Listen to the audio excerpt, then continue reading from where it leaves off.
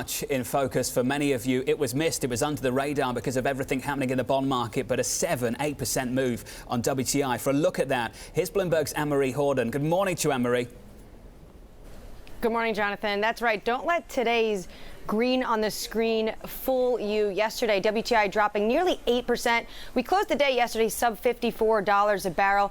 Bart Malik over at TD Securities says we may be in breach of $50 a barrel. So on the weekly, even though we're up today, we're poised for a loss. And all of this came after Trump's tweets. Of course, this brought back into the forefront for the oil market the concerns about global growth and, of course, the concerns for demand. TD Securities following that saying that oil demand may be slashed by a third next year if this trade war escalates.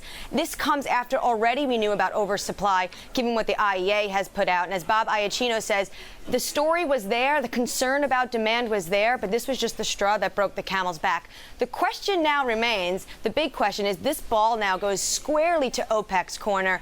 Russia and Saudi Arabia need to decide, are they going to cut deeper to prop up prices and clear this glut we're seeing? Annmarie, thank you very much. On the crude market, let's talk about some of the big names that benefit from that move higher, not lower. Romaine Bostick joining us now to take a look. Hey, Romaine. Yeah, we got a couple of big earnings. Of course, Exxon Mobil out, beating earnings. Their actual earnings did fall, but they fell less than expected. They still posted EPS in the quarter of about 73 cents a share. A lot of this was predicated on their increase in output in the Permian Basin. In fact, their output for the company doubled in the quarter. Now, the other big thing that sort of helped to support earnings during this quarter was this rebound in their refinery operations. Remember, there was a disaster quarter back in the first quarter with those operations, but we saw that rebound. And remember, that refinery business is really key to sort of smoothing out their earnings, particularly when you have these types of swings in the oil prices themselves. Also, Exxon Mobil still exposed a lot to those swings in natural gas prices. Now, the one thing that's interesting here is Exxon Mobil has been crowding out a lot of the smaller competitors in the Permian Basin,